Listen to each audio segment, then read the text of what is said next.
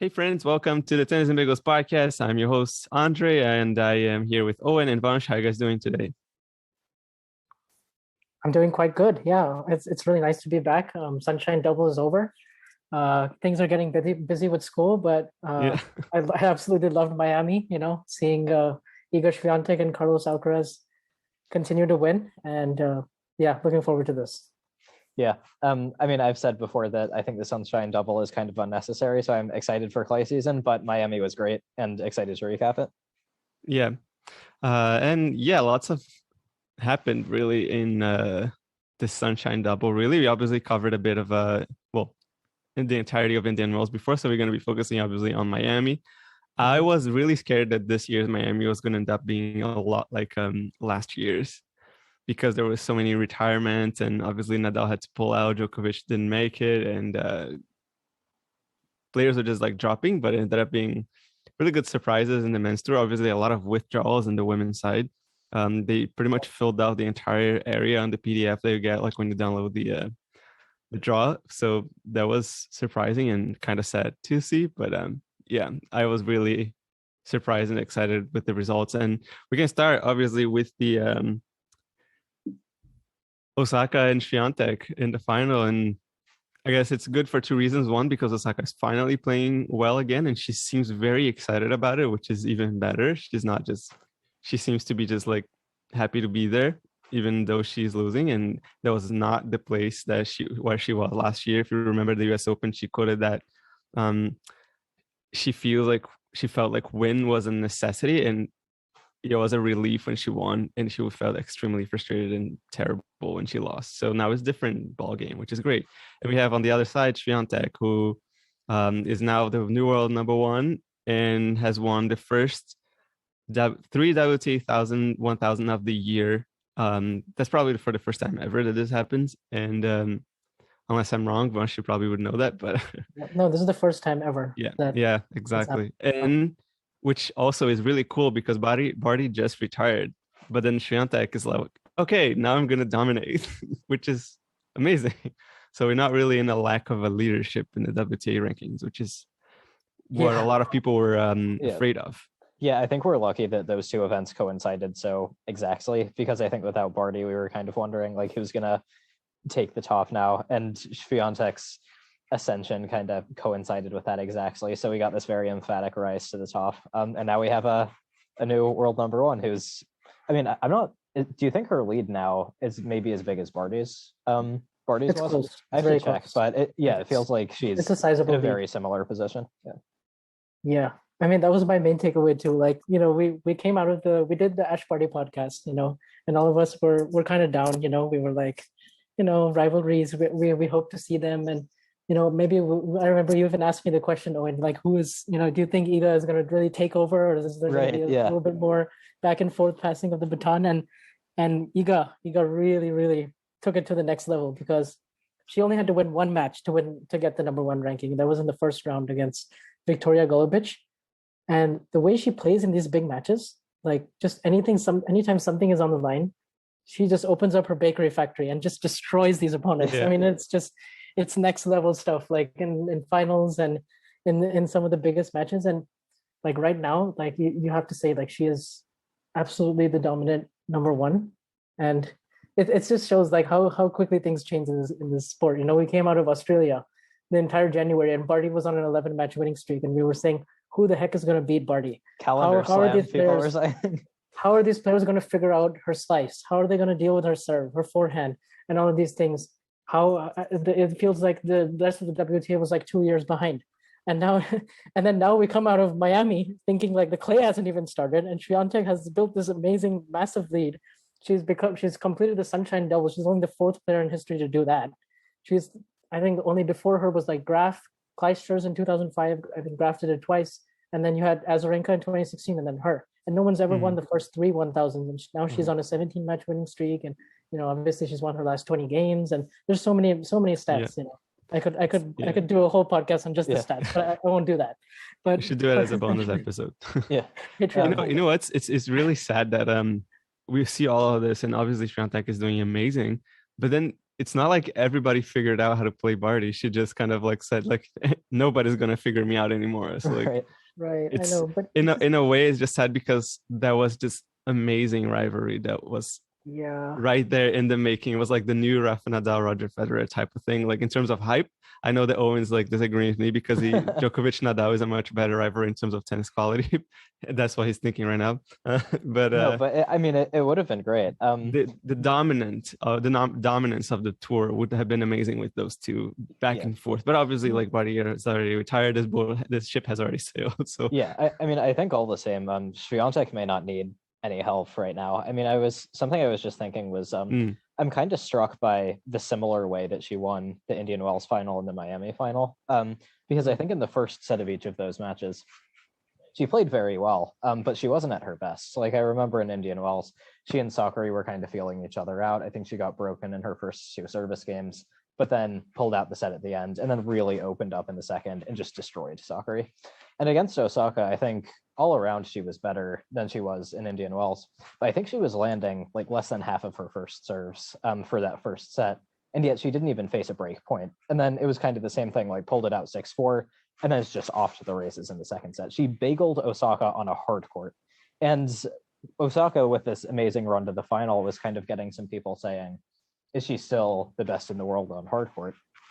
And I think there was a decent argument for that. I actually thought she was going to be able to rush Swiatek, and I thought Osaka was going to win that final. But Swiatek defended Osaka's weight of shot and pace from the baseline so well. She returned better. She kicked up her second serve high and made it tough to attack. It was a really complete performance. Just amazing. Yeah.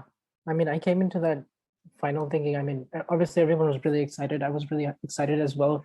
Not just about the match, because I did kind of have a feeling, honestly, that the match wasn't going to be as good as it was, hyped out to be, just because Osaka is still kind of on that comeback trail, and she won all of her matches relatively comfortably, up until that point. It's again great to see her bounce back, and especially after what happened in Indian Wells with the heckling incident, to recover from that really quickly and then play this kind of level. I mean, she beat Angelique Kerber like 2 and 3, and that was one of some of the most impressive. That was the best match she had played, since Australia. Yeah, that was a demolition. I watched that. Yeah. It was perfect. Yeah, and then the way she was able to dispatch Belinda Bencic in 3 sets, because Bencic obviously has the 3-0 head-to-head against her, and Bencic really likes playing Osaka because she really likes the power that Osaka brings, that she can redirect all the pace and just use all of her pace against her, and those shots are coming back earlier and faster than Osaka even has time to get ready for. Yeah. And so, Belinda kind of likes that match. And again, she found herself like break points down. And then just like she's done in the 4 majors that she's won, she's, come up clutch in a game where in a third set, she's down break points and then found a way to win, did that against Muguruza in the last major that she won, and done that pretty much at some point in all of her 4 majors. So it's nice to see kind of that level and just fulfillment back in her game. But I did kind of have a feeling that if Swiatek wins the first set in the Miami final, I just had a feeling she was just going to run away with it because obviously Osaka was riding, the confidence of this week, but Iga Swiatek's streak just spans that far longer, and you just knew that if it ever got in the most tight situations, what I love, what's so amazing about the streak, honestly, is that for me, I can honestly kind of pinpoint 1 or 2 matches where just something changed and Swiatek is a different player now. Like, when you mentioned, Osaka being able to rush Swiatek, it just wasn't able to happen because Swiatek is like, normally I think the Swiatek of last year would have just, hung a little bit back behind the baseline and kind of absorbed all the pace and, used her defense, which is just absolutely amazing, the way she can cover the court off both wings, and the athleticism and the sliding that she has and the flexibility and range of motion. But she's actually turning attack on attack now and taking the ball early herself and stepping in and playing the kind of brand of tennis. Like, I remember she played Arina Sabalenka in Doha, and she beat her 2 and 3. And that result was just, because everyone was expecting, Sabalenka, she hits the ball so hard, she's going to rush Swiatek. They played last year at the WTA finals. Sabalenka won and all of this. And that was the match where something just flipped and she decided, okay, I'm going to take my game to the next level here. And I'm going to go after every single forehand and actually change direction earlier and flatten out the shots more. And she's doing that so well now. It's like, when you're that good defensively and offensively, you just don't lose your games. Don't lose any games. And you think her serve, could be a weakness, like her second serve, but it's really not anymore. Yeah. Like, because the way she backs that shot up. I mean, she won 72% of her second serve points against Naomi Osaka. And Naomi Osaka was having to, stand really far inside the court and just crouch and cover the service box at some point. And it was just, I mean, not many players can make Osaka look that one-dimensional that Swiatek was able to do. And it was just crazy, because I think Osaka obviously has the power to rush her opponents, but it's more of a sort of linear pace. Yeah. And I think Swiatek is able to combat that really well, actually, which bodes well now, because I'd love to see. I think Osaka can come out of this match feeling like, okay, I've got my work cut out for me, and now she knows exactly where her level is kind of at. Yeah, I do agree with that, like, a lot. Like, when I was tweeting from the Tennis and Bagels account, like, on Twitter, I was like mostly just seeing that, like, it definitely felt like Osaka was really trying to figure out like where her level is at, and I was worried like maybe she felt like a little tired from the Bencic match, which was pretty titanic, honestly. Like, as you were saying, like, Bencic was like really taking the ball really early, and it did feel like it was a very big struggle for them to just like hit the ball as early as they can. And it was just like back and forth, like really, really powerful. And maybe she wasn't, maybe she was just rusty. And also maybe there's also the fact that like Swiatek was just in another level at that day. And if maybe Osaka would need to be at her 1000% best to like be competitive in that match, which was just not the case. Like, Swiatek was just completely the better player.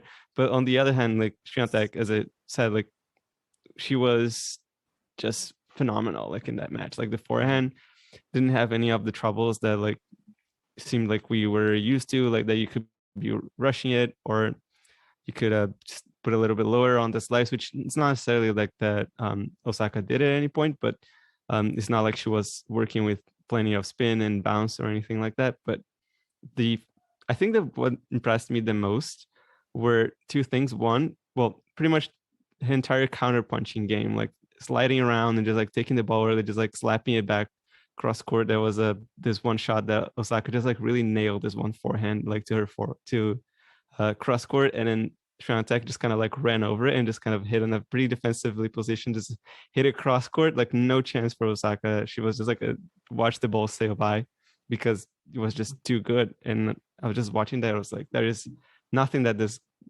woman can do anymore. The forehand is amazing. The sliding backhand on this defensive side is Djokovic, and so it's it's pretty insane. I was thinking back to the Australian Open when she had that weird, long, kind of low quality match against Kanefi, where she kind of had to win with maybe not even a B level, like a C level. And everyone was saying at the time, like, this is such a big building block for her, because if she can win when not playing her best, then it's going to be a lot easier for her to get to that next level. But I think the hilarious thing is, like, since then, she hasn't even had to do that. I mean, after she lost to Collins in the semis, like, she's been at an A level all the time. Apart from her first 3 matches at Indian Wells, where she did lose the first set. But you're right. Since the first set she won against Halep, you're right. Yeah, like she's been so sailing. Good. And it's like she'll have these stretches where, like, she's not totally at her best, but she's still so much better than the opponent that she sails anyway. I think on Osaka's part, maybe the thing I failed to consider going into the final was how big a step up in competition Swiatek was going to be. And I think that does go both ways, but I think when you have the kind of momentum that Swiatek had with that massive winning streak, it doesn't really matter who you play. You're going to be full of confidence. And Osaka didn't really have recent practice against an opponent of that caliber. So I think she may have been shocked a little bit. Like, early on, she was hitting all these aces, but then when her serve started to come back, it was all Swiatek at that point. And I mean, it's going to take a lot for someone to beat her, because, like Andre was saying, there's nothing she can't do. Her offensively and defensively, she's all world.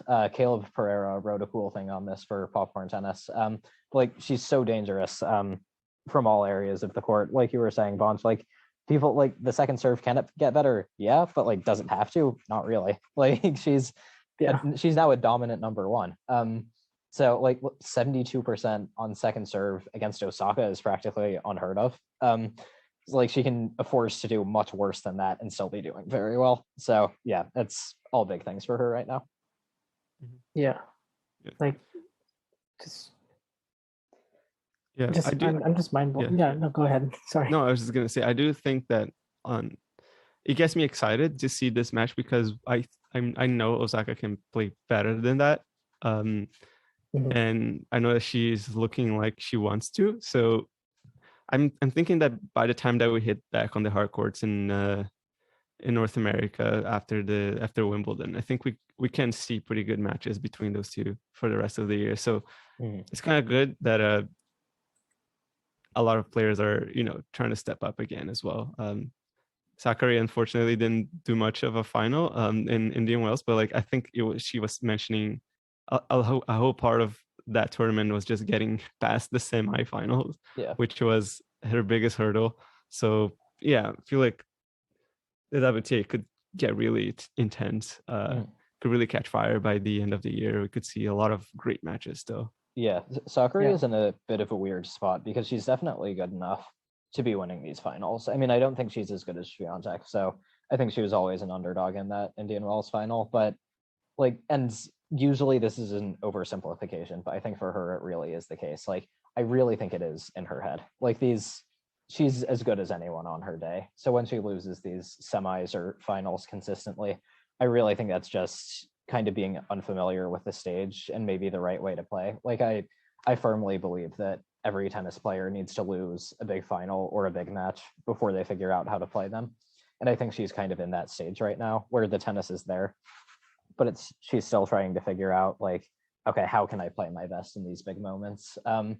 And I do think she'll come through that stage and she's going to be a contender in the late rounds at a bunch of tournaments, but I still do think that big tournament win is a little ways off for her.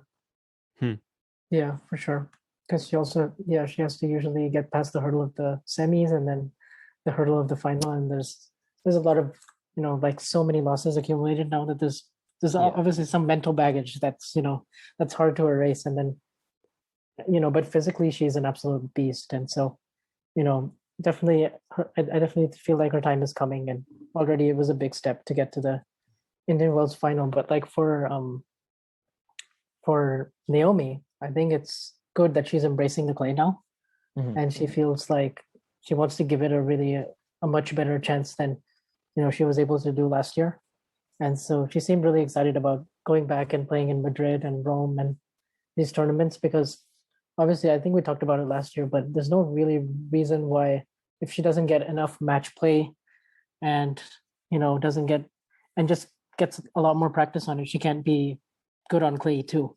I mean, she's made quarterfinals before of Madrid and Rome, and I think semifinals of another tournament, and she's also made third rounds before at RG, and obviously to a certain extent, her shots, the way they're hit, aren't super conducive to doing well on clay. But then also she struggles a bit on the sliding. But I definitely feel like she has that notch and game to contend. If she just gets a few more reps and matches in, because definitely like this rivalry is something that made me miss Barty a little bit more in the sense that you knew that Barty and Swiatek would be meeting a lot more because it'd be all throughout the year and you'd see them maybe in grass and clay. And with Naomi it tends to be sort of US Open, pre-US Open, and pre and post Australian Open, and then sort of a difficult patch for her. So hopefully we'll see this rivalry again before the hard courts, but it would be I think still asking a lot from Osaka this year, but maybe in the years ahead, hopefully. I did have a question for you guys. So since we're kind of on the topic of Sakari, she beat Swiatek at Roland Garros last year, although I think that was kind of partially due to Swiatek having some accumulated fatigue from the clay season up to that point. She was playing doubles as well. And like you just said, I think Osaka definitely will improve on the clay, but I don't know if it'll be enough to become a top contender this year. So with all that in mind, I mean, and also you have, Sabalenka is not in form, Krejcikova has been injured. Who has the best chance of beating Swiatek on clay? Because I think most players at the top are either a great matchup for her. I mean, everyone is because she's world number one, or they're not at their best. So who's going to stop her? Is it just going to be a matter of her winning until she gets tired again? Or do you think someone's going to catch fire? Or do you think someone can beat her playing their regular game? Yeah, it's a great question. There's only 3 players who've beaten her so far this year. She's 26-3. One of them was Mhm. Barty. The other was Danielle Collins, who was just playing lights out on her second serve. And Yeah. obviously it was just, kind of a bad match. And like you said, she wasn't in form that tournament. She was Mhm. winning ugly against Kanepi and Kirstea. And then obviously the player to do that last was like someone who can just step in and just demolish second serves right off the bat and just don't let Iga get into any kind of rallies or rhythm. That would be sort of the player that, and then, just the fatigue of all these matches finally catches up to her, and maybe she's just 5 or 10% off. That's what it would probably sort of need to take, like an Ostapenko level of, Right. Mhm. like Triank, I guess. Yeah. Or is that a term? I think treeing is usually on serve. Osaka needs her own term for doing that from the baseline. Battering ramming, maybe. I don't know. Yeah, or like Yeah. like someone just getting really really hot for a match or two. Yeah. That's what it would sort of take. I wouldn't really put it past like the fact that it's still a best of 3 and 7 matches. There's a little bit more room for error. Mhm. Yeah. And so it could happen that somebody. So it's always a little bit harder to predict. And especially after a hot streak, like depends on how she does on clay. There's nothing saying that she will do terrible at all. Like for all we know, she could win the first 6 Masters 1000 of the year, which would be like absolutely a massive record of all ages. But yeah, I don't know. Like RG, it seems very open right now. It depends on like who can come back. I can see maybe Badosa being like a good contender. That was going to be my next yeah. name, because she's Yeah. definitely 'Cause, one of the yeah. players I'm looking forward to the most this clay season, because she beat Barty last year in Charleston, Yeah. and then she got to the semis of Madrid, and then I think she was up a break in the quarters of the French Open, and then that's where Zidanšek beat her. Right, And then, like 8-6 in the third, right? yeah, Mhm. and Yeah. that was like a tournament of like many sliding doors, right? Yeah, Yeah. for sure. For Sliding Sakari doors. as well. But yeah, Andre, it's funny you should mention that, because I was just thinking, if this is one of those times where I think like if the woman also got to play best of 5 at the majors, Swiatek would be almost at a Nadal level of favorite for Roland Garros. But because it's best of 3, like you said, there's less margin for error, and it would be easier for her to lose, which is not her fault. It's because of the format they're playing. So yeah. I wonder how she would do. Like I'd want to see her. It was good to see Karolina Mukova back playing again, because I know she made an Australian Open semi last year, and then like something about these women getting to the final rounds of the Australian Open and then sort of just getting injured, or not really finding it the rest of the year. It's kind of been a pattern the last 2 years, I guess, with Mukova and Brady. Yeah. Brady's had such bad luck. Yeah. Collins had a lot of bad luck. Mukova also retired from. I think she actually had to like give a walkover from her match in Miami because of an injury. Yeah, she had just beaten Fernandez. Sorry, Andre. No problem. Yeah, she played amazing in that. That was an amazing match, though. Yeah, and like, and then someone like a Sorribes Tormo, like how would she do against someone like that? Like with just a lot of variety. That's a match I want to see. Yeah, because it was actually Miami last year when I became a fan of Sorribes Tormo, because I saw her play Andreescu, who was making her comeback at that tournament. And I watched the match because I wanted to see Andreescu come back. And then they played the first point, and it was like a 24-shot rally that Sorribes Tormo won with a passing shot. And I was like, oh, what is this? This is intriguing. But yeah, I definitely want to see that matchup. I do think Swiatek would win. But sorry, I'll give you 2 more names. Ons Jabeur. Ons Jabeur. I want to see her play Ons Jabeur again. Because you remember that Wimbledon match last year, right? Jabeur peaks as well as. That's what I was thinking. I think grass is Jabeur's to dominate if she gets to her best level. Like I feel like even the drop shot though on clay, like it's gonna be be deadly.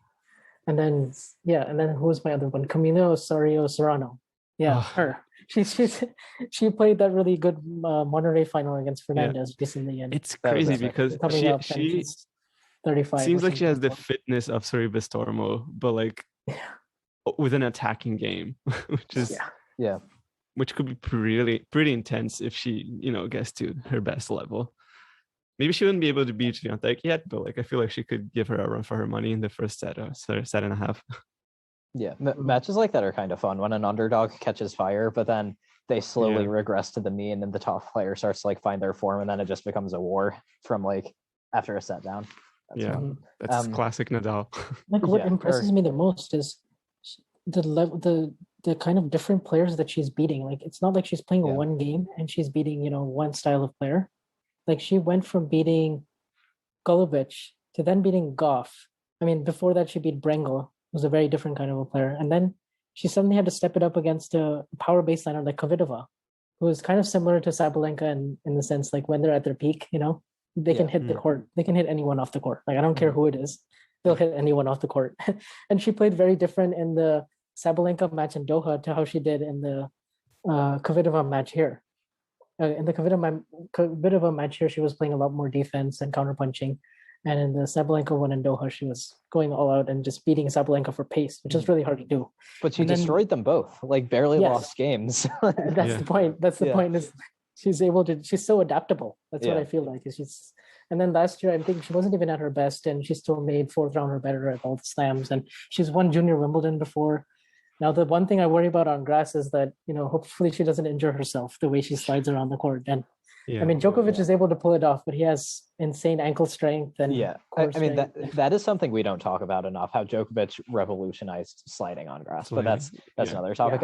I did want to pretty much you guys- revolutionized lighting everywhere, I mean, except for Swiatek is also a skier, so it's something about skiing and tennis. There's a relationship there. I think. For sure. I did want to ask you guys, and we talked about it a bit, and obviously we've got Roland Garros first, but on the women's side, like, who's the favorite for Wimbledon? Because Swiatek is the number one, but she's not made it to the quarterfinals yet. Jabeur beat her emphatically last year. You have Kerber, but she's kind of on and off at this point. You have big servers like Pliskova and Sabalenka, but they're also inconsistent. Like, who, if you had to pick a favorite right now, who would you say? Can't really say. I guess we should wait to answer that question. I know. That's why this is fun, because you don't 3 know. months away. Yeah. Like let's assume everything is the same now as it'll be right before Wimbledon. Who's your favorite? I think a hot dark horse, I would say, would be Jabeur for me. Like, because I think that if she peaks, you can use her slice really well and like really make opponents struggle to like hit through the ball on grass. She's a player that I would pick for upsets. She's a player I would pick for upsets. Yeah. But I don't know if she'd be able to string it together enough. Yeah. Seven in a row is tough. I think I would back on someone that's done it before, like a Kerber. If you had a healthy Simona Halep, she would be the last active Wimbledon Kvitova, champion. maybe. Kvitova, Halep, and Kerber. Those are your three. Yeah, they're good. And what about Pliskova if she hits the? Pliskova. She was close to the final last year. She was very close. That semi with Sabalenka was very good. Sabalenka, another name who can. I would put Swiatek up there just by virtue of the tear she's on. Yeah. All right. Those are our 5 contenders for Wimbledon. Yeah. I do feel like Swiatek, the only thing for me like about her, of course, like Vansh mentioned that she won junior Wimbledon, but I would say like I just feel like it depends on like how she finds her game back on grass, because like that will be the difference between like playing on slow hard courts to clay courts and then going to grass courts. So I'm not sure what strategy she's gonna go for. Like she's gonna play warm-up tournament, or she's going to go straight to Wimbledon like Djokovic does. But well, I mean, grass is just such a crapshoot because like it's such a small slice of the year and it's such a dramatic change from clay. So unless you're someone who has really mastered it like Djokovic, it almost feels like you have to get lucky and find your form right away. And once you do that, you can win. But if that doesn't happen, like you play one match and you're out, and then another year goes by, which you is also just have less. ideal. You also have less time to do it if you're a woman, because you only have 3 like best of 3 sets. So exactly, yeah. If you're Djokovic, you can still pull off like a 2 sets to love down comeback in the first round. Right. Yeah, he was actually down a set to Draper. He was. Round.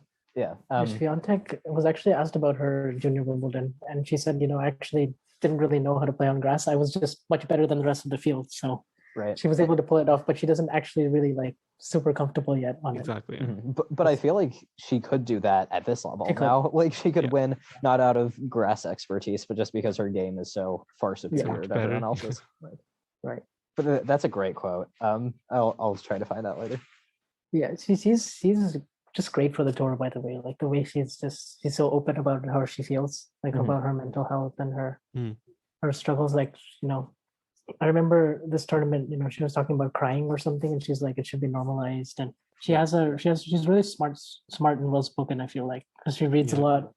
She made fun of Great Gatsby, which I loved. It's not one of my favorite books, so like I remember reading that in high school, being like, I love not the film. one of I my thought it was favorite. pretty good. But yeah. Yeah, I mean, yeah, and she seems like a nice person, like goofy, but also capable of giving serious answers. She's smart. Yeah. Yeah. She's just a great person to have at the top I mean, of the I game. just realized she wasn't even number one. She wasn't even top 4 before Indian Wells. No. Yeah, because I remember very So- clearly we were discussing at some point. I was like, oh, I think she's gonna be able to like hang around in the top 5, maybe top 3, but I'm not sure about number 1. And then now here we are. How fast things change. Yeah. How the turntables. She as got they to say. number 2 when she beat Sakari, and then she got to 1 when. And I When remember Barty, yeah. she said recently that she cried for 40 minutes after she found the news that Ash Barty retired. So Really? she had to go from doing that to then this kind of dismantling Golubic, and then like I also feel like these off days at Indian Wells in Miami like kind of make it really hard because these tournaments, they, even though they're all WTA 1000 like the rest of them, I think the players have a lot more sponsorship obligations that they do here.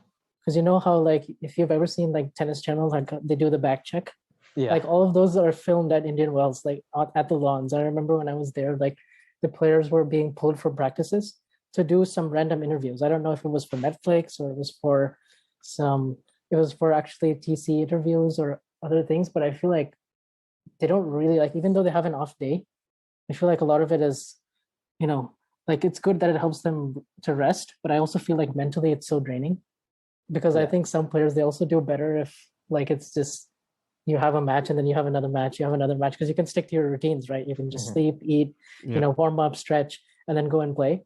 But if you have a day off, you have like a whole day to think about that one match that's like really important. And if you don't get to number 1 right now, then then who knows Yeah. when you'll get the chance again. Like I feel like it Yeah. would be so mentally draining, even with the days off, to like do it, because it's like you have to win 12 matches to do this, like back to back Sunshine Double in 3 weeks or something like that. Yeah. And then I guess the last 3-4 rounds, you don't usually have a day off. It's like quarters, semis, final. Yeah. Well, I'll also say it's really impressive. Like I can understand why only 4 players have actually done it in history. Yeah. This whole Which, thing. by the way, leads me to the question.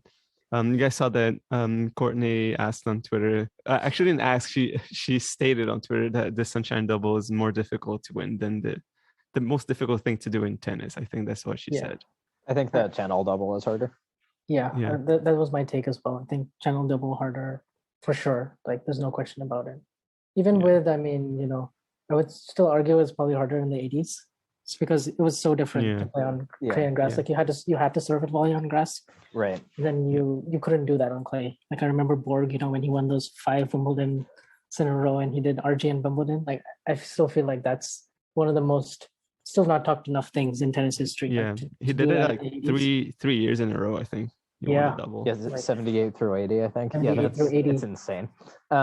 Yeah, I mean, I do think the Sunshine Double is really tough though, because I mean, 2-week tournament, even if you're not playing more, that wears on you. You have to travel across the country, different conditions, like hard court, but and also after you win the first one, I think the second one follows so quickly that everyone is gunning for you at that point. Like when everyone went to Miami, I think they all knew that Swiatek was the one to beat, but they still couldn't beat her, and that's really impressive on her part. Yeah. Yeah. I think in a sense, just Also the change in conditions, right? Like from From the insane windy hell wind. that is Indian Wells. Yeah. Did I mean, you see? it's crazy. Did you see Tumaini's tweet, by the way, at the end of the tournament? He was like, I don't know how anyone can call this tennis paradise when it's hard just to put a ball over the net in these conditions. I was like, yeah, that makes sense. Because I mean, it's not usually like that, but when it is, then it's like a windstorm and a sandstorm. Yeah. It's like, mhm. yeah, I guess that makes it even more impressive that Alcaraz was able to win a set against Rafa. Gosh, that I was was- going to say the wind almost robbed us of what that Should just get a trophy was. for that alone, just Yeah. being able Yeah. to win a set against him. And I he would did have get a rage trophy, quit so though. hard in that match. I think I did it once. Like I almost rage quit a match, but then the guy looked at me. He was like, "Are you gonna retire? Like for real?" And like I wasn't injured. I was just like, "I can't. This is ridiculous." And I was like, you know what, let's just finish this, and it's just like whatever, and then we finished it. I think he just Like wanted the points for the, you know, if you win more games, you get more points in the league, so that's what he wanted. Right. it's the most like driest. Like it's still great weather, but it's really dry and like it's kind of hard to breathe for some of the players. And then you go into humidity, which is just, you know, Yeah. it's the total opposite. And it's like Yeah, raining and humid. And I absolutely hot. hate dry climates to play anything, to do any sort of sports. I think it's the absolute worst. Mhm. I think I would have loved to play Miami, but that's just me. Well, Right. I mean, Miami can be tough as well, though. You remember The that humidity. Djokovic Yeah. Nadal final in 2011, where Nadal went to the hospital after, Yeah, because he was so like destroyed by it. yeah, and it's interesting because like I don't know what's the climate in Majorca. I know it's like Mediterranean, but I mean I grew up in a tropical place, so like for me, like I used to play like as a kid. I would go.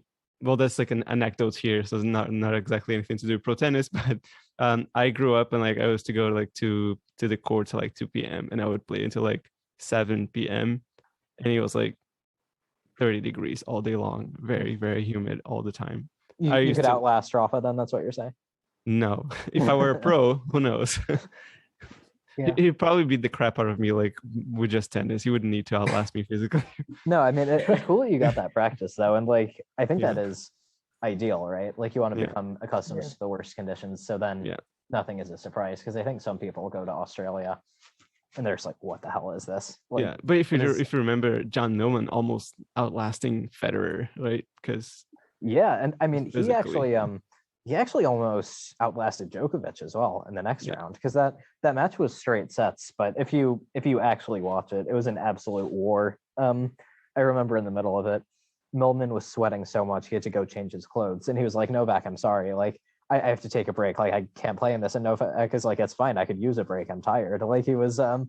actually getting worn out by it. He celebrated like he'd won the tournament after that. Yeah. Anyway, getting off topic here. Yeah. But we had another young player win Miami on the men's side. It's Carlos Alcaraz. How far can this guy go? Did you What guys are- see that what are we coming? gonna make Let's of just it? start there. Did you Hmm? guys see Alcaraz winning Miami? Yeah, I think so. Yeah. I mean, thought, I I thought think Medvedev was the favorite, but I wasn't surprised. yeah, I I thought wasn't so surprised after once we he- got to a certain point in the tournament, but like going in, I thought this guy's gonna make semis, something like that again. But like I didn't think he was gonna win the whole thing. I had him losing in the semis to Medvedev, so I had Medvedev as the first favorite, and then I thought, you know, if Medvedev doesn't win it, then you know Alcaraz is my pick. And after he beat Tsitsipas, I was like, okay, I think he's winning this tournament Yeah. because you know, I mean, just a little bit about Medvedev also is like he was one match away from getting to number one, and you know, this whole time we thought, okay, you know, since the Australian Open final, you know, it's that's a really hard loss to recover from, and then obviously they played in Acapulco, him and Mhm. Rafa, and then he had the off match at Indian Wells, and those But conditions. Medvedev just had a hernia. That's And then we later learned that he was playing Yeah. with hernia this whole time. I mean, it's crazy to me because also he looked really good against Andy Murray and he looked good against Jensen Brooksby, and you Yeah. thought, okay, you know, against Hubert Hurkacz, like that's a tough match for him, but and Hurkacz loves Miami, and he did so well to back up his defense and get to the semis. he played well But- against Carlos too. Yeah, so you thought for sure, you know, he's probably gonna get back to number one, but Yeah. it didn't happen. And Alcaraz, I mean, I'm starting to, you know, like you know how everyone is so wary of the hype, and you know we've seen a lot of players hyped Yeah. up this way, but with him, you know, you do really get the sense that this is different. We're talking about a guy with, you know, a combination of power and speed, Yeah. and Yeah. ability and trademark ability, who just has it all already at this age. Yeah. I mean, I'm just worried about like, you know, saying how many majors he's going to win because you just can't predict that kind of stuff. So I No, don't really yeah. go down that route. And I That's don't see the the only way you can similarities. overhype him, though. I don't see Yeah. the similarities to Rafa and their game style, but I do think it's okay to make comparisons in terms of what they achieved at that age because he is basically going at that track. It's kind of insane, you know. Yeah. So I think in terms of game style, the closest that I can think of is, well, obviously Djokovic, but specifically 2011 Djokovic when he was just like firing from the forehand, like fearlessly almost. Because I feel like Alcaraz, although he plays like Djokovic, his favorite shot by far is his forehand, and that is not Djokovic's case.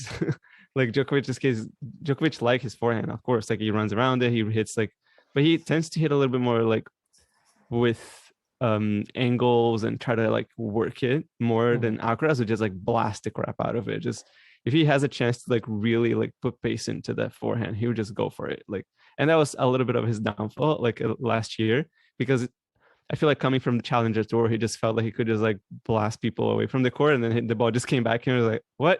That was it. Like, this is new. He learned how to play over that and just actually be smarter with his game and use this forehand to attack when the time is right and pick his targets better. Yeah, I think the biggest comparison for me, and like this is to young Nadal, is just how fast he is. Because like I feel like in both cases, like it's a kind of speed that completely transforms the way you have to play him. Like we've seen it a few times now. Like people come to net against him and they hit a good drop volley and they still get past. Like they're having to reevaluate their shot selection because of how fast he is, and that is not normal. And it really does, to me, bring to mind like Nadal in those long pants, like sprinting all over the place and like getting to everything, and people are like, "What the hell is this? This is new. I need to do something different." Right. Yeah, it's like a Monfils. You think he's the fastest player right now on the tour? Like I genuinely think he's the fastest. I think so. I mean, especially and if he isn't, he's the best at sustaining it right now. Because I was going to say you have someone like Monfils who's also just blindingly fast, but he gets tired. Alcaraz doesn't get tired. I feel like Monfils, obviously, like Monfils is 34 now, so he gets tired like earlier. But like I think back in the day, like I would definitely put like Alcaraz as fast as Monfils. And in terms of like being fast and like ridiculously defensive and maintaining, I think Medvedev is still pretty much from the baseline, still probably, if not the best defender, like right now, probably second, like in terms of speed. But I think Alcaraz changes is just because he's so much faster, like back and forth, like to the net.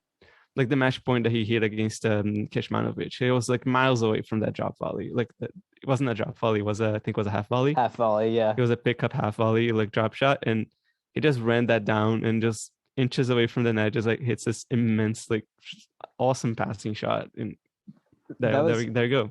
That was one of the moments that like you feel so lucky to be able to watch. Like I remember because Vanch and I were watching it, and we were talking on the phone.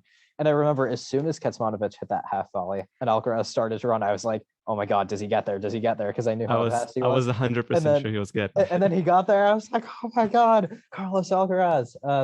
Which it was just amazing. More than just whatever he goes on to achieve, I just love watching him. Like this is a guy that I'm gonna watch all of his matches. You know, I'm gonna schedule myself so I can watch. I just want to see him play everyone on the tour. Like that. Yeah. This is the kind of game where the way he just reels you in, and the combinations that he has in terms of, I mean, we can make the comparison to Rafa in terms of speed, but I mean, he can even serve 130, 135 miles per hour, and he can even like, he can, you know, just blast these forehands from anywhere on the court, and he can hit these backhands with just ferocious pace and just go down the line at will. Like he kind of reminds me of 2019 to 2020 peak Dominic Thiem, where under pressure, they both had this quality where they would just go into this beast mode where they would go even bigger. Even the more nervous that they got, the bigger they'd actually go. Whereas most players would kind of tone it down and get a little bit conservative and try to wait for errors. These guys would just go after it. Like that Kecmanovic match, that was a top 5 level match. And it reminded me of like those Thiem and Djokovic matches at the ATP finals. Good comparison, where, you know, Djokovic was the one sort of rock solid, not missing from the back of the court. But Thiem was the more dynamic player in the really, really big points in the third set breaker. And that's what you kind of saw here with Kecmanovic. And if you just looked at kind of the stats and the way the match played out too, it was like Alcaraz hit many, many, many winners, but also many errors. And Kecmanovic was very even and, you know, plus in both categories as well. So it was like, but fewer winners than fewer and to go back to the high conversation, I think the biggest thing about Alcaraz that makes a difference is that his path to the top has been pretty steady, in the sense that like he didn't just come out and like won a Grand Slam out of the blue, or he didn't win just like a Masters 1000 just like, oh well, who's this guy, and that's his first tournament, which that's kind of like a little bit of a sign that like you could be hyping up someone too much and then they fall a little bit afterwards. And that's unfortunately the case that we saw with Raducanu so far. Not that I don't believe that she's going to play incredibly in the future. She's only 19, but I'm pretty sure that she's going to do it. But like when you see somebody just win a big title out of the blue like this, it's easier to just overhype. It's like, oh, they're going to be winning like all the big titles from now on. Whereas from Alcaraz, you could see him coming and coming and coming. Like he was just unstoppable, like inexorable. Like he's coming for the top. A steady rocket ship. Exactly. That's what I would call it. Yeah, pretty much. Yeah. For me, I think the most special thing about him, and like I don't know if I've seen it phrased this way a lot, is like he's the first guy in a long time that just makes me feel pure awe when I watch him play. With everything he does. Like I think with Medvedev, I get that from the way he defends, but with Alcaraz, you get it from everything because he defends and he also has the 105 mile an hour forehand. He defends, but he also attack. Yes, and the he defends aggressively, you know. Yeah, and the last time I felt that way was when I was watching Hyun Chung play Djokovic at the Australian Open, and he was making these gets, and I was like, "What is this? Like, what lab has he been cooked up in? This is amazing." But I think Alcaraz is even better than that, and it's so special. And I feel like the point is, at this point, it's just like you were saying, Ponce, just like watch all of his matches. Like it doesn't even matter what he ends up doing because he makes you feel this way when you watch him, and that's just such a rare thing. Yeah, and I do think he's that so humble, but he also has the confidence. Yeah. It's like humble arrogance. I love that. You know, that nod that he does is the most badass thing on tour right now. He just goes like this. He just looks at his box. He's like, and his relationship with Ferrero is just mood. Like, I mean, those two guys are they're made for each other. Like, you know, you see, you guys see that video that he put on his Instagram when that was really nice. Ferrero was, you know, mourning the loss of his father, and so he had gone away, and then he was just coming back just to watch the final and support Alcaraz in it, even though it was a really difficult time for him in his life. And then you just saw Alcaraz just jumping up like a little kid and enjoying it, just going after him and hugging him. And it was this great moment. And you're right, like they shared these nods after every single point. It's like silent fist pumping, and he's always fist pumping. Like, you know, just before the point is about to start, it's like, yes, I got this. I'm, you know, it's like double reassurance. It's so intimidating for the opponent probably, but it's extremely. Yeah, he did. I remember very clearly he did that. Like, I think probably on the last point he won against Berrettini in the tiebreak in the Australian Open, he just looked at his box and just kind of goes like with the nod. Yeah, and and which was like, oh my gosh, Alcaraz is totally winning this. And then all of a sudden, I couldn't like, get that out of my head. Yeah, because Berrettini was just like, say what? No way I'm letting this kid spoil my party. Like, yeah, because he got a mini break on the first point of the tiebreak, and he nodded, and then he kind of like tapped his head with his racket a bit, and I was like, and he was so outrageously confident that when he lost, I was like, in my head, I was like, what just happened? Because it didn't compute, because I was like, I was so positive that he was going to win. But I mean, it's. I think what I want to say in terms of still a little bit on the hype is that, like, I feel like. As I totally agree with you on, they say like to try and predict how many slams he's going to win, it's definitely the overhyping of anything. He hasn't won a single one yet. He's yet to make a semifinal. But we don't know what's going to happen in the next 20 years. But I'm pretty sure that he's going to win more Masters 1000s. He's definitely going to break into the top 5, top 3 at some point. Who knows? Maybe going to be number 1. I think that he's going to win something. I'm not sure he's going to win something in the next 12 months, like for the next 4 Grand Slams that are to come. I'm not sure he's going to win one of those. He thinks he can, so that's a good sign, but I don't know. And I also want to say, you know, hyping up a player doesn't mean that, you know, they're not going to have any downs along the way. Like he's going to suffer many losses. He's going to choke. He's going to blow leads. He's going to have the pressure get to him at some point. He's going to feel it at some point, and he's going to you know, bounce back. Like, it's just the career arc of every player is just like that, you know. It's just it's just that we're in the. I guess it's too late to say it's the honeymoon phase. I think we're past that now. Yeah, right. It's just all love now. I mean, in terms of the hype, I do want to say though, like, so this is why predicting major count is dumb, because like we don't know what's going to happen in terms of best of 5 endurance, injuries, motivation. I mean, when Thiem won his first major, I think everyone thought there was going to be more. And there were injuries, but before that, his motivation changed, and that may happen to Alcaraz. But I think if you're honest with yourself, like, is he going to win a major? Like, absolutely, of course. Like, if you're being objective, who is going to stop him from achieving huge things? Like, if you look at his losses this year, he'll win at least one. Yeah, it's a close loss to Berrettini at the Australian Open, where he probably should have won because he was nowhere near his best for the first set and a half. It was just great that he got it to 5 sets. Exactly, yeah. And then you have, like, I think I said at the time, if they played again the next week, he would have won. And they've played a couple of times since, and he's won. And then you have that loss to Nadal, who's against a GOAT that he still almost won. So it's like, who is going to beat him? And he's not even at his peak yet. Like, he's going to win. It took Rafa like some brilliant, volleying in the last 3 games of that match, after losing a set in the wind and then cracking his rib, basically, having a stretch fracture in his rib. Yeah, that's what it took to get past that match. So yeah, so I mean, I think you can say he's overhyped if you want, but like, honestly, like, when you say that, think about what's going to stop this rise, because it's going to take something. Yeah. He's, and as I think I tweeted it out, like, Alcaraz may not become one of the greatest of all time, but he's definitely going to be one of the greatest of his generation, like, for sure. Like, for the players that he's going to play against, like, in the future, in the next 10 years or so, he's definitely going to be up there as one of the best, 100%. And this is the last thing I'll say about him, but like, I think there's no better way to kind of understand that than just like watch what happens in his matches when he starts playing his best. He will barely lose a game. Like, you remember what happened against Tsitsipas. He was down 5-2. He turned it on. Tsitsipas played amazing to get to 5-2 and and I didn't think Tsitsipas even started playing that much worse. It was just that Alcaraz took the racket out of his hands. And then against Ruud in the final, down 5-4, turns it on. Before you know it, he's up 7-5, 3-0, 2 breaks in the second set. Like, these are top 10 players that he is making look ordinary. Like, he's got a better skill set than most of them. So yeah, I just want him to play Nadal and Djokovic because I think that's the best way to see how he'll stack up. Yeah, I think that comparing big tournament for Ruud, right?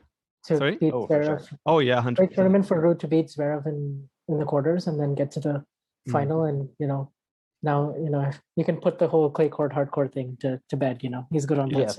First Masters 1000 final came on a surface that he sucks on, according to some people. But it did also expose some of the things in his game that he has to do to get better. The Alcaraz match, obviously, the return of serve, I think, is still one area where he can get.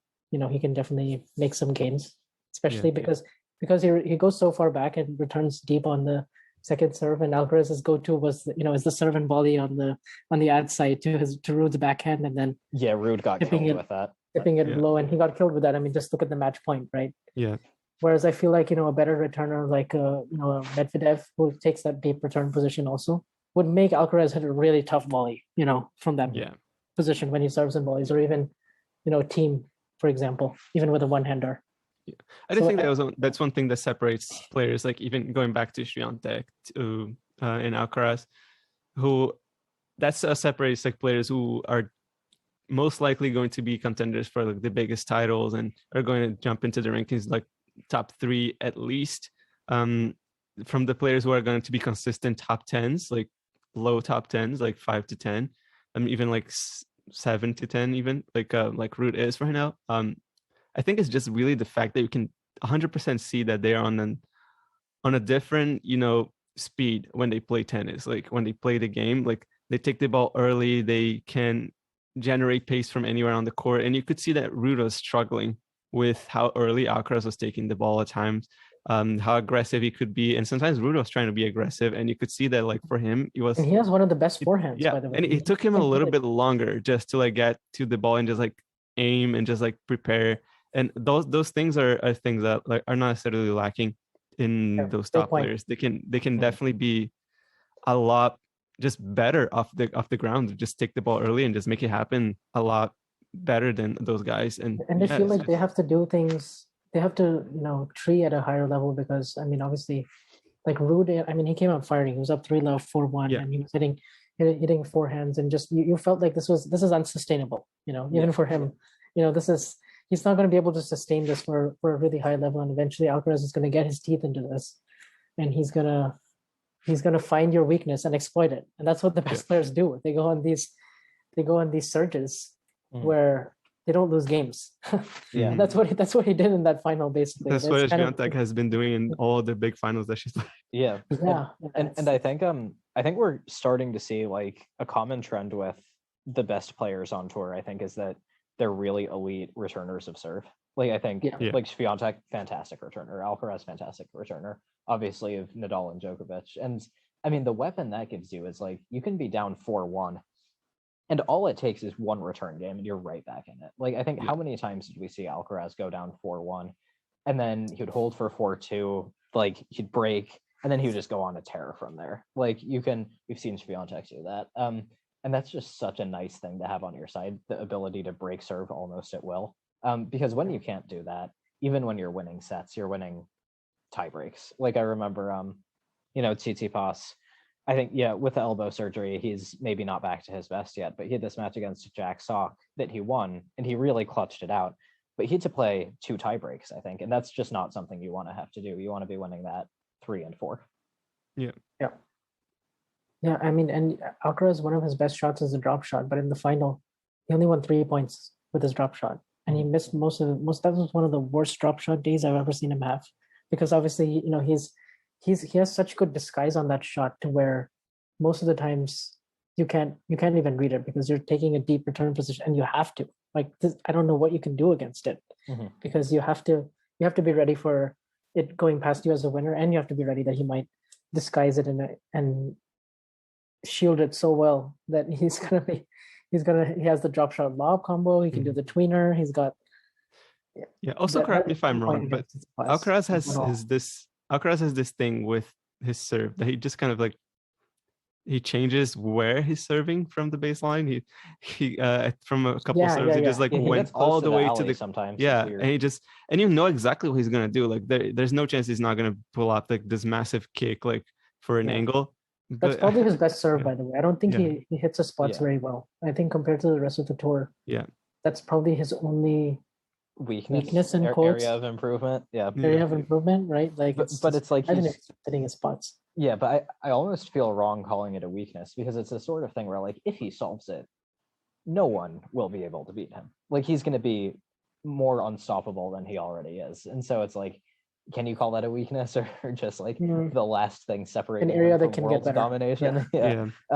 But I think on the drop shots, it was so interesting, and it spoke to how versatile his game is, because like you said, Vaj, it was a crappy day with the drop shots, which is something people are hyping up as a huge weapon of his, and he still won in straight sets. Like he had to adjust, and it was fine. Like he was totally fine. It's amazing. It's amazing. Yeah, he wasn't even at his best for a lot of the Kecmanovic match, Hurkacz match, Rude match. I mean, he beat 3 top 10 players, and he wasn't even apart from that surge that he had against Tsitsipas for like 8 games. I don't think we saw his best level. I don't think so either. And so this is very sustainable to me. If he can keep this up, and now he's 8th, and he's going to be seated 8th at Monte Carlo. Good luck to whoever gets him in his quarter. Because he could be top 5 by Roland Garros. Is that crazy? No, it's not. I predicted him to be 6th by the end of the year, and that was and now that's looking like an underestimation of him. It kind of feels like I was thinking about it this past week. I was like, what if he actually gets to be top 4 by Roland Garros, and he gets like one of the big ones, like in the semifinal, like an epic one. Like I feel like if that actually happens, I think his chances get boosted of winning the slam, because he's just gonna have like an easier path, if you will. So imagine this last 4: Nadal, Djokovic, Tsitsipas, Alcaraz. How amazing would that be? Okay, so if that happens, what are your matches of preference? I think I really want to see an Alcaraz Djokovic right now. I think we've seen Tsitsipas and Alcaraz twice, and it was good, but I want to see him take on Djokovic, because I would say Nadal, Tsitsipas, Alcaraz, Djokovic, and then Nadal, Djokovic in the final, because that is still the best matchup on tour. Yeah. What if we get like a Tsitsipas Alcaraz final? I think Alcaraz would beat him. Honestly, probably. The best of 5 component does make this very interesting, though. For sure, yeah. Still, man. Let's see if he can actually go physically 7 matches in a row. I think now he's a different player than he was at the U.S. Open, but obviously that got to him a little bit. Absolutely, I mean, that's the next thing for him. He has to demonstrate that he can hold up for. And also, I do kind of wonder what is his best surface, because obviously now he's proven on hard court, but if he actually goes on clay, I don't think the weight of shot is going to be an issue because he has the weight of shot, but I feel like there's a lot more players that are pretty comfortable on that surface as well. Even like your first round, I mean, if you draw someone like a Jaume Munar or someone, or a Pedro Cachin. I mean, I'm just throwing out names. But well, I mean, they're Munar should have beaten him in Rio, honestly. Yeah, there you go. So it's kind of tough. Like he's gonna have to grind it out, and he'll lose sets, and he's gonna get broken all the time. Like that's Yeah. why I think Djokovic will beat him the first time they play, just because Alcaraz won't be able to hold serve with any kind of consistency.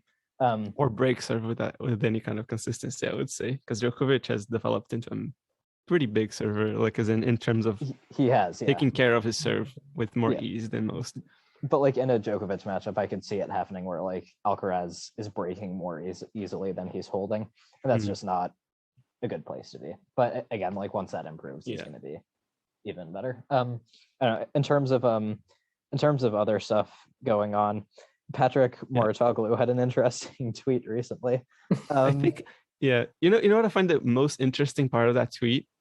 He's the one who tweeted the partnership, not Halep. So it's like, I will be coaching. So just to be clear, he's leaving coaching Serena.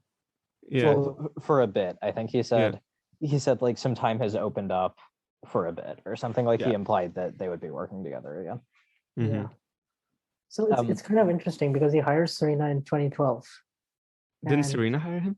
Or I mean, wait, sorry, what am I saying? He hired Serena. No, Serena hired him. Serena hired him, and they had this long partnership, and it's been going on for a long time. But he's opened up an academy, the Patrick Mouratoglou Academy. Obviously, he has a lot of business ventures and interests with many players on tour, some of which we probably don't even know. But he's got a lot of really top players at his academy. He's organized these exhibition events, which we've spoken about before in our opinion on those. Yeah. But and the consensus is, he's trying to change the game in some aspects because he believes, a shorter format is better, and the average age of tennis is 61, which is not, put in any fact whatsoever. Like it's just not true. I feel like he says a lot of things that are controversial, and they're gonna generate a lot of buzz. But I'm not sure what to make about him because obviously, I mean, he's a good enough coach to where these players are hiring him, and so he clearly has some kind of tactical knowledge. But he's never played before. Yeah. He's not as a professional, he hasn't played. I'm sure he's played at a high level, but not at a professional level. And so he's obviously got a good business team and marketing, campaign, and probably is very rich already. So yeah.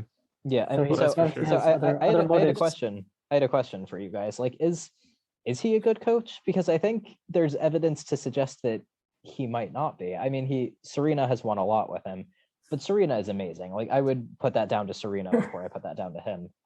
He's worked with other players like Tsitsipas for a while, and Tsitsipas has gotten better, but not that much better in the last couple of years. He's worked with Coco Gauff, who has been improving again, but maybe not at the level that you might expect after you saw her breakthrough. Like, is his reputation just built up on the fact that he's worked with these players and not necessarily what he's done for them? Like, I think he's not really a coach in the sense, like, you have your full-time coaches on the tour, like who travel week to week to week, and who are like always in their player box, and who are scouting the next match, and who are like, I don't know, like who's a really famous coach like Sven Grenofield or somebody, who's just always like just a week in, week out coach. Whereas this guy's, I kind of see him more as like a consultant, like a Bollettieri type almost. Yeah, like like someone who will impart his expertise like through a call like once a week or video, or like will just point out his observations, but he's not really working with the player day in and day out. Yeah. It's more not like really dedicating time to actually know the player. Where does he or she need to get better? I feel like I should take this opportunity to notify you guys. If you buy his NFT collection, you can be on a call with him once every 2 months, which is a great deal there, folks. I'm completely kidding. Great to know. I'll pass. But yeah, I mean, I think Vonch. Well, that doesn't sound like a bad idea if you want to know more about him. Oh God. No thanks. I was gonna say, Vonch, I think you said he says a lot of controversial things. The word I would use is annoying. Like, I think he tries to stir up controversy. Like, if you saw, he said, like, he had this dumb tweet where he was like, even on clay, when Djokovic is at his best, he's the best player in the world, even better than Nadal. I'm just like, dude, like even if you look at that only from a head-to-head perspective, that's still not true. But I'm like, it's 13-2 at Roland Garros in terms of titles. Like that's an idiotic thing to say. I think no one would ever my say morning that. Like, replying to Djokovic fans about I think that because they're like, since 2011, it's 8. Here's what I have to say about. But it's like, look at the titles. like, all right, sorry, Andre, go ahead. No, go on. What I have to say about Muratoglu is this: I think that he is phenomenal about like getting publicity done for him. Like he does say those things and it gets to him, and that helps his business because his academy has his name. Right. And two, I think that in terms of inaccuracy of his statements, I think it's kind of like he leaves it like in a gray area that is gray enough that like it could be true, but it also isn't exactly. Like for example, the 65-year-old tennis fan, it isn't true, but it also kind of is because you can look at some statistics that will say that. Right. It was like a niche study that said that and generalized it to all of tennis. Yeah. And the Djokovic being better than Nadal, I think that the difference is that like maybe you could say that today, this year, Djokovic is better than Nadal on clay. But then again, like who knows, right? Like I mean, it's the type of stuff that you leave it vague enough. Like he never explained why he thinks that is Djokovic is better. And in a sense, like if he doesn't say like, if he goes up and say like, look, I always thought Djokovic was much better than Nadal in every single surface, including clay. I just think that Nadal may have gotten lucky. Djokovic was like a little nervous in those matches, and that's why he couldn't beat him. Then you would say like, this guy's just flat out wrong. But like when he says this stuff that he says, like I don't think he says anything that he's going to be like that doesn't get through a PR team before. You know what I mean? Yeah, so like, I agree. It's like he's never specific enough for people to like really fact check him. I mean, like I mean, another example that pops to mind is like after the 2018 US Open, he had been coaching Serena, and they asked him about that, and he was like, yeah, I was coaching, but like everyone coaches, like the rule needs to change. And then I think he said racket smashing should change as well. And I'm like, well, that was on you. Like he brought up Tony Nadal again. He was like, Tony coaches every point. Yeah, I'm like, everyone knows this. Like the fact that you're bringing it up because you got caught for it and your player suffered because of it, like seems in very bad faith. But then he didn't really bring it up that much more often. Like, I don't know. But that was another thing that just seemed slightly off. I think the best way to describe him is just slightly off, like in all ways. Like there's just something that doesn't seem quite right there. And I can't put my finger on what it is. He did that. He did a YouTube video about the the Zverev incident where he hit the umpire. Oh, that what the hell was that? They were I didn't watch that one. He was defending him. So I was he's like, I think he he gets the hate and like now we should all move on or something. I'm like, well, no, the issue here is umpire safety, not people criticizing Zverev, who was absolutely. Which, by the way, is a big problem now on the tour because obviously, I mean, you had another Kyrgios meltdown, and these things just keep on happening. So and keep happening more often as well. Like Thompson whacked a ball and a ball kid like flinched from it. And this is where the ATP really messed up after the Zverev thing by not giving him the suspension. Because now you feel like you can get away with anything. I mean, Pete Bodo wrote something today where he was like, Brooksby got fined $15,000, but he made $95,000 from his run. Like the way this works needs to change. Like you should not be able to profit when you're getting fined in that way. Like they should just take away your prize money from the tournament or something bigger. But like it's not right. Now coming back to Muratoglu being as a coach, like Halep did hire him as his coach. So I don't think that Halep would have done something that she doesn't believe it's going to help her game. So I think that we are going to find out very soon whether Muratoglu is a good coach or not, because it's going to show in the results that Halep has in the future. Yeah. I feel like in a sense, like it depends a lot on how Halep's body holds up. And she's obviously like in possibly the twilight of her career, even though I don't like to say this, but so tricky though. I don't know how much results are, if it's the coach or if it's the but then you can say this well, I think it's always more the player than the coach, but I will say this. I think Halep has worked with Darren Cahill in the past. I think this is going to be a step down from that in terms of the coaching expertise she is receiving. I think she may And look, I'm gonna be biased against Mouratoglou. I don't like the guy. I think UTS was dumb. I think some of the stuff he says is dumb. So I'm gonna be reluctant to give him credit. I'm just gonna say that. So like, if Halep starts playing well, I'm gonna attribute that to Halep rather than him. Maybe he'll do good things. I don't know, but I'm like the guy is. Well, that's fair. the guy is on the crap list for me. I'm sorry. That's totally fair. I mean, yeah, I mean, at this point, I remember 10 years ago when she went on to win 10 majors in the next 5 years. I don't think that's going to happen with Halep. No. No. I mean, but that's because her game is not as exactly. insanely good as Serena. It's not because of Yeah. And speaking of twilight of a career, we have Joe Tsonga announcing his retirement at Roland Garros, which is going to be a moment, I think, because I grew up watching him. Like I saw a bunch of his matches in Canada, not on stadium, but just like on TV. But still, I watched a few of his Grand Slam matches against Federer and Nadal and Djokovic. The ones against Federer are especially good, in my opinion, because Wimbledon somehow Federer just hated to play him for whatever reason. Yeah, they went through a spell like 2009 to 2011. I think 2011 he had a really good rivalry with Federer. They played 8 times, and Tsonga won 2 of them. Final. Tsonga won 2, which was the Wimbledon match and the Canada match. He played really well in Canada, so that's good that you got to see him at his best Masters event. Because the Wimbledon comeback was unreal. Because I remember watching the whole thing and just thinking, I mean, Tsonga peaked in the last 3 sets, and he just broke serve once every single time, and Federer had no answer, and he was playing brilliantly up until that point. Mm-hmm. Is that the only time that Federer has been like really overpowered at Wimbledon, just from a firepower perspective? I mean, like Nadal and Djokovic have beaten him, but in very different ways. I feel like this was this time the racket was just taken. The racket was just taken out of his hands. I mean, the last 3 sets. There was the only other moment that I found this one was Federer actually came back from 2 sets down, but it was against British in Australia. British was like literally like taking the rackets out of Federer's hand, and Federer just kind of had to wrestle his way back into that match and won. This way it was the other way around. Like was Tsonga just kind of like, okay, it's like I'm not gonna allow you to play anymore. So many memorable matches against the Big Four, and he's come back from losing sets 6-love, 6-1, and beating them in the same match, which is like unheard of. A lot of players would just crumble in that moment, and especially the early matches that he had against Djokovic. At one point, he led their head-to-head 5-2, and he beat Djokovic 4 times in a row. I mean, in 2008, that was still pretty hard to do. Has anyone else ever done that? It was, I think Andy Roddick did from 2009 and 2010 when Djokovic was struggling a bit and Roddick was still top 10.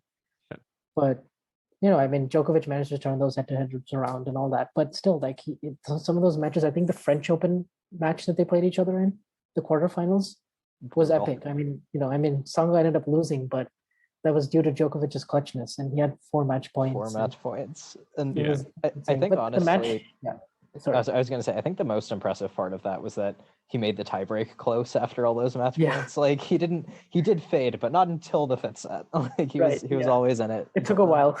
Yep. But the match he played against Rafa, I mean, at the Australian Open, I mean that was the tournament he'll always be known for, because he beat Andy Murray there. He got to the final. It was the only major final he got to. He took a set off of Djokovic in the final, but the semis, to beat Rafa like that in under 2 hours, the 2008 Rafa, and just blew him off the court. Like, I mean, Rafa's had 2 brutal losses at the Australian Open like that, where the racket has just been taken out of his hand. One was the 2019 Australian Open final against Djokovic, and the other was this. This was even more one-sided. Right. But this was the most one-sided of any of his losses.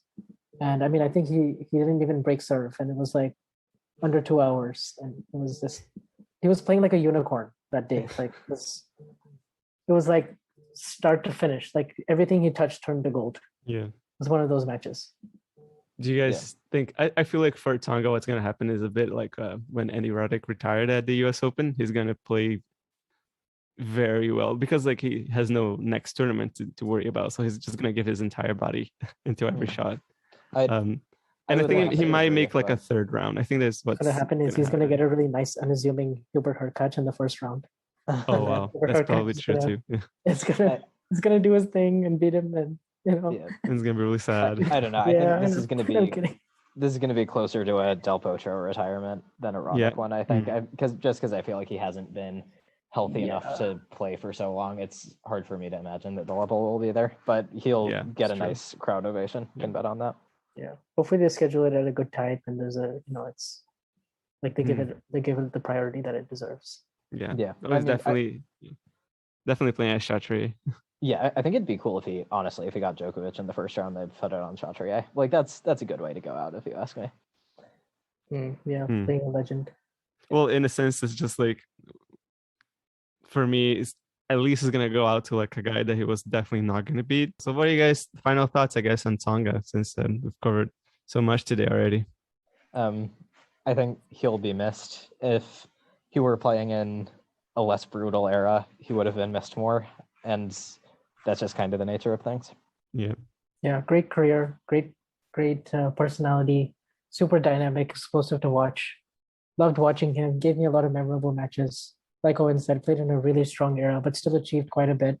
And I loved his celebration on court. So those are just some of my long-lasting memories with Joe Wilfried Tsonga, and wish him the best after his career. Yeah, same here. I think tennis fans will remember him, and that's probably more than a lot of people could have wished for. So yeah, and I think we're fortunate enough that he's played despite playing in an era that has had so many great players. He's also played in an era where matches were recorded more often, so we can watch a lot of those online. So we're going to be able to see his peak level, beating Federer, Djokovic, Nadal for a long time. So yeah, all right. So thanks for listening, and thanks for being here, guys. I'm kind of lost practice for whatever reason. I don't know what do I do at the end? Bye. Thanks for listening. Yeah. Thanks for listening. Just follow us. Yep. Follow us. Links in the descriptions of the podcast and of the episode. So we'll see you guys next time for the clay season finally. Yes. And let us know if there's anything else you'd like us to talk about on Twitter. Yep. Cool. All right. See you next time. Bye.